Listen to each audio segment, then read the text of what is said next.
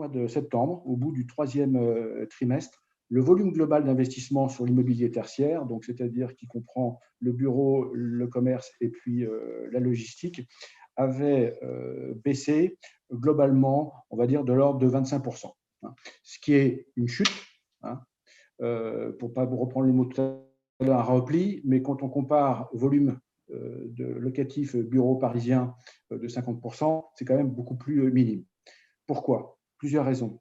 La première, c'est que bien évidemment, il y a eu une sorte d'inertie de l'année 2019 sur le premier trimestre, premier élément, mais surtout, vous avez un report qui s'est fait sur une classe d'actifs qui est bien évidemment la logistique. On a parlé tout à l'heure, tu as noté la partie e-commerce, on voit bien la consommation multicanale, on voit bien le e-commerce avec les conséquences que ça a sur la partie logistique, etc. Donc un certain nombre d'investisseurs qui ont trouvé d'autres supports pour à la fois mutualiser leurs risques, mais également pour retrouver un peu de rendement. Je vais évoquer le mot rendement, on y reviendra tout à l'heure, mais donner un peu plus de rendement, de rentabilité sur certaines de leurs investissements. Et puis également un marché qui était beaucoup plus mature, de qualité, avec des tailles critiques plus importantes que capitaux. Ça, c'est un premier élément.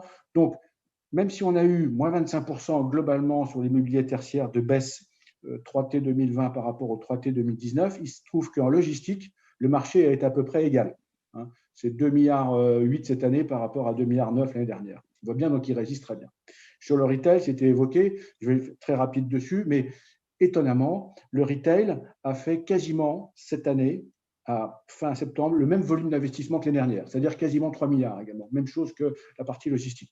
Je vais dire, souvent j'utilise cette expression, c'est un peu fort de café quand même. C'est-à-dire que tout le monde décrit le retail, il n'y a plus de consommateurs, tout est fermé, et finalement, il y a autant d'investissements. Attention.